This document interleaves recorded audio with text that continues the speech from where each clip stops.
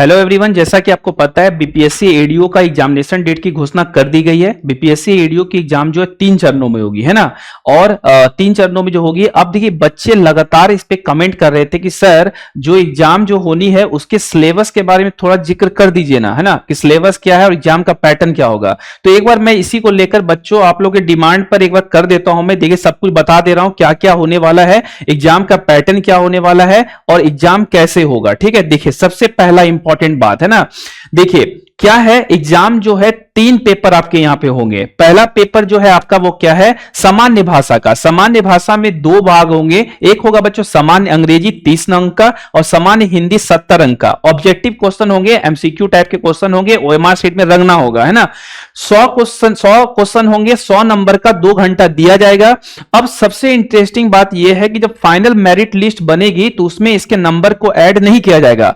It is only in qualifying in nature, ये केवल qualifying in nature होगा, मतलब 30% मार्क लाना अनिवार्य होगा। यहां भी एक इंटरेस्टिंग बात क्या है, 30% mark in both subject. Both subject मतलब सामान्य अंग्रेजी में 30 अंक का होगा तो उसमें 9 नंबर, और सामान्य हिंदी में 70 अंक का होगा तो कम से कम 21 नंबर लाना आपका अनिवार्य होगा, तभी आगे वाला पेपर चेक होगा। ऐसा नहीं कि ये दोनों को जोड़ के 100 नंबर, उसका 30% से काम नहीं चलेगा। हो सकता है किसी का इंग्लिश स्ट्रांग होगा तो इंग्लिश में 30% ज्यादा मार्क ले आए, वो हिंदी था हिंदी में ले आए, नहीं, दोनों में 30% मार्क लाना जरूरी है, तभी आपका पेपर दूसरा चेक होगा। समान अध्ययन जो है ऑब्जेक्टिव होगा, वस्तुनिष्ठ होगा, 100 प्रश्न होंगे, 2 घंटे की अवधि होगी और कुल अंक जो होगा 100 नंबर का होगा। उसी तरह से अगर समान योग्यता जनरल एप्टीट्यूड की बात करें तो वस्तुनिष्ठ ऑब्जेक्टिव होगा, 100 प्रश्न, 2 घंटे का और कुल अंक होगा 100 नंबर का। तो ये 3 पेपर होंगे, तीनों का तीनों आपको पढ़ना होगा। ठीक है, देखिए एक बात यहां पे कह दिया है,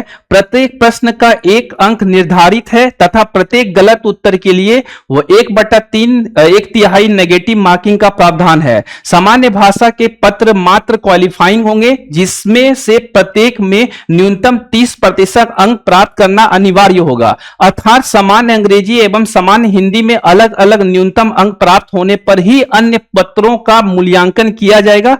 सामान्य अंग्रेजी एवं सामान्य हिंदी के पत्र में न्यूनतम प्राप्तांक नहीं प्राप्त होने पर अभ्यर्थी पर विचार नहीं किया जाएगा, याद रखिएगा। ठीक है, तो मैंने जैसा बताया था वही बात है। अगला देखिए, अब आपका सिलेबस क्या है, सामान्य भाषा, सामान्य योग्यता, लिखित परीक्षा के उपरांत मेघा सूची, सब चीज। तो अब आपको हम सिलेबस एक अच्छे समझा देते हैं। सामान्य भाषा, सामान्य अंग्रेजी एवं सामान्य हिंदी के प्रश्न इस तरह के होंगे कि अभ्यर्थी की भाषा संबंधित प्रयोग की समझदारी की जांच की जाएगी, है ना। इस सिलेबस को मैं एक बार हिंदी इंग्लिश दोनों में समझा देता हूं। बच्चे लगातार कमेंट कर रहे थे दोनों भाषा में समझा दीजिएगा। कभी कभी क्या होता है, चैप्टर कुछ लोग इंग्लिश वाले भी है, हिंदी वाले भी, अधिकारी का पोस्ट है भाई, दोनों भरा है, तो हम यहां पे एक बाइलिंगुअल बना दिए हैं। ठीक है, देखिए सिलेबस क्या है वो समझते हैं। सिलेबस है आपके सामने, सामान्य अंग्रेजी सामान्य हिंदी के प्रश्न इस प्रकार होंगे कि अभ्यर्थी की भाषा संबंधित प्रयोग की समझदारी की जांच होगी। Questions of the English, question of the general English and the general Hindi will test the candidate understanding and usage of the language. कहां पे कैसे यूज कर सकते हैं, कंप्रीहेंशन आ जाएगा, मुहावरे आ जाएगा, इडियम फ्रेजेस आ सकता है, उसके बाद सिनोनिम एंटोनिम आ सकता है, करेक्ट वर्ड्स आ सकते हैं, इस टाइप क्वेश्चन आ सकते हैं। ठीक है, अगला देखिए इंपॉर्टेंट है, ये तो केवल क्वालिफाई करना है आपको, बाकी कुछ नहीं करना है। ठीक है, दोनों में हिंदी और इंग्लिश दोनों में क्या करना है, 30% मार्क लाना है, हिंदी और किसमें, इंग्लिश में। दूसरी कहानी क्या है, सामान्य अध्ययन। अगर जनरल स्टडीज की बात करेंगे तो सामान्य अध्ययन में क्या क्या आएगा, देखिए सबसे पहला जनरल साइंस। जनरल साइंस में फिजिक्स केमिस्ट्री बायो के क्वेश्चंस हो गए आपके। Current event of the national international important, current affair बहुत ज्यादा इंपॉर्टेंट आपके एग्जाम के लिए। करंट अफेयर तो अभी देख रहे हैं, बीपीएससी ने क्वेश्चन पूछा था अभी बच्चों, कितना खतरनाक वाला है ना, तो करंट अफेयर भी देखना है। तो वही है सामान्य विज्ञान, राष्ट्रीय एवं अंतरराष्ट्रीय महत्व की समसामयिक घटनाएं, भारत का इतिहास एवं बिहार का इतिहास, है ना।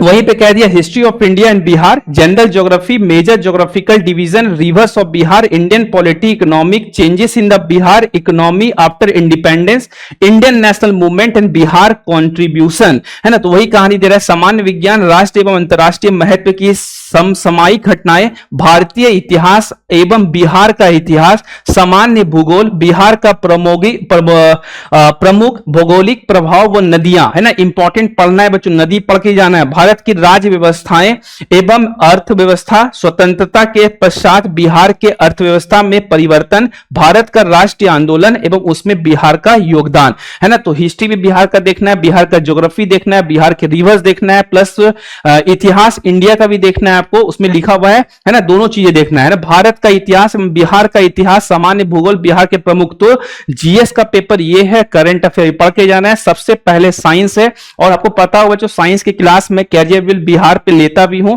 सुबह 11:15 जीके जीएस का क्लास लेता हूं, शाम में 3 बजे साइंस का क्लास लेता हूं। उस क्लास में भी आप जुड़ सकते हैं मेरे साथ, है ना, एकदम पैटर्न पे, ईडीओ के पैटर्न पे बताते हैं क्लास को हम, है ना।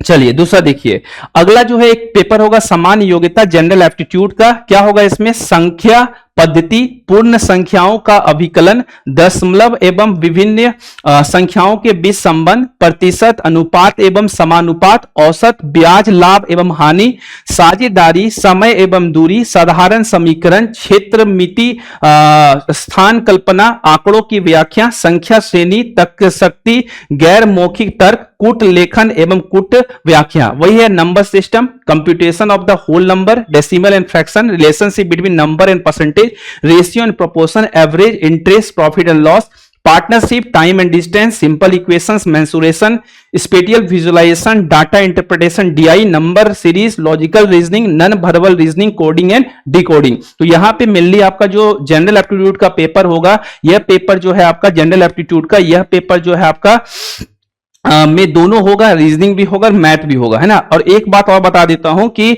जो जैसे मान लीजिए किसी का एग्जाम 10 तारीख को है, 10 तो 2 दिन एग्जाम देने जाना है। पहला चरण वाले को 10 एग्जाम्पल के लिए मैं बता देता हूं, एक बार देखिए, जैसे एग्जाम जो है किसी का फर्स्ट शिफ्ट में, प्रथम चरण में पड़ा है, किसमें? प्रथम चरण में ना, तो उसका एग्जाम होगा 10 जनवरी को, 10/1/2026 को, और 11/1/2026 को होगा। सर 2 दिन क्यों हो रहा है पेपर? दोनों में कुछ बातें कह दिया गया है।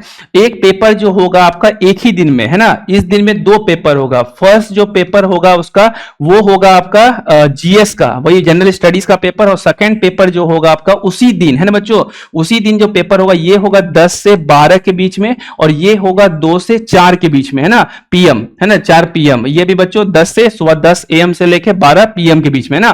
तो यहां पे जो पेपर होगा आपका जनरल एप्टीट्यूड, क्या होगा? जनरल एप्टीट्यूड होगा, है ना, एप्टीट्यूड हो जाएगा। तो सेम दिन में 2 पेपर होगा, 2-2 घंटे का, ठीक। दूसरा बच्चों कहानी क्या है यहां पे, अगला जो है आपका यहां पे ये क्या बोलते हैं, अगले दिन भाषा का पेपर होगा। क्या होगा बच्चों? भाषा का होगा, ये होगा 12 से 2 के बीच में। तो आपको 2 दिन एग्जाम देने जाना है, और जिसका भी शिफ्ट होगा उसी तरह से बाकी शिफ्टों का भी एग्जाम दिया गया है। तो थोड़ा सा यहाँ पे ये इंटरेस्टिंग हो जाता है ना कि एक ठो यहां करता है, एक ठो वहां करता है, तो क्वालिफाइंग वहां डालता, मेन दोनों अलग अलग करता है। लेकिन उन्होंने भी एग्जाम ने भी, एडीओ ने भी खेला है, उन्होंने क्या दोनों मेन पेपर को एक के दिन में करवा लिया, बच्चे पे प्रेशर बनेगा। जैसे कि बच्चों एक पेपर मेंस करवा लेता है, एक भाषा करवा लेता है, जनरल एप्टीट्यूड को यहाँ या जीएस को यहां रखता है, तो दोनों दिन अलग अलग मेन पेपर हो जाता है ना। भाषा तो क्वालिफाई था, बच्चा क्वालिफाई कर ही जाएगा। तो ये है आपके सामने सिलेबस जिसकी आप डिमांड कर रहे थे, तो दोनों चीजें मैंने आपको समझा दिया, ठीक है। तो वही सब कहानी यहाँ पे सिलेबस दिया हुआ था, उसी सिलेबस को यहाँ पे वर्णन भी किया गया है, इसको अच्छे से आप देखिए। और समान, है ना, अध्ययन का पेपर, है ना, समान अध्ययन, ठीक है, यहां पे समान योग्यता और बाकी चीजें हैं। एक बात और देखिएगा, लिखित परीक्षा के उपरांत दस्तावेज सत्यापन आयोजित की जाएगी, जिसमें अभ्यर्थी को अपने ऑनलाइन आवेदन में किए गए दावा के अनुसार सभी वंचित प्रमाण पत्रों के मूल प्रति के साथ उपस्थित होना अनिवार्य होगा, अन्यथा मेगा सूची से सम्मिलित नहीं किए जाएंगे। आप जो फॉर्म भरने में जो डॉक्यूमेंट अपलोड किए होंगे, सारे डॉक्यूमेंट के साथ आपका डॉक्यूमेंट वेरिफिकेशन होगा।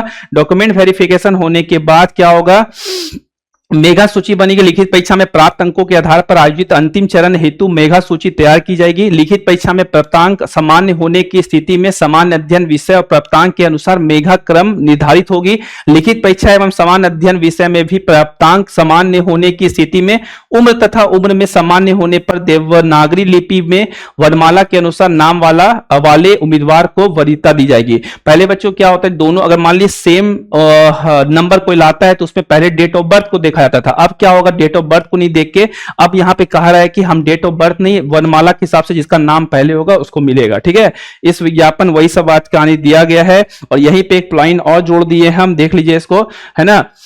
डॉक्यूमेंट वेरिफिकेशन होगा, उसके बाद फाइनल मेरिट लिस्ट बनेगा, mark obtain in the written examination, there is no provision for revaluation of the written exam, written exam को रीवैल्यूएट भी नहीं करा सकते। तो यही इन्फॉर्मेशन तक कैसा लगा, और आपको अगर अच्छे से तैयारी करना है तो आप कैरियर विल बिहार पे मेरे साथ जुड़ सकते हैं। जीके जीएस का क्लास के लिए सुबह 11:15 बजे, 3 बजे शाम में साइंस के क्लास के लिए ना, और एकदम ताबड़तोड़ पढ़ना शुरू कर दीजिए। पैटर्न भी बता दिए, सिलेबस बता दिए हैं, और आपका एग्जाम बहुत जल्द आ ही गया समझिए, है ना। तो इस बार न्यू ईयर थोड़ा सा कम मनाना है, पढ़ाई पे ध्यान देना है, और इस बार नौकरी लेके दिखाना है।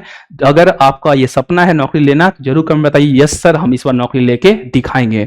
ऐसे और जानकारी के लिए मेरे साथ जुड़ सकते हैं। धन्यवाद, जय हिंद, जय बिहार, प्रणाम।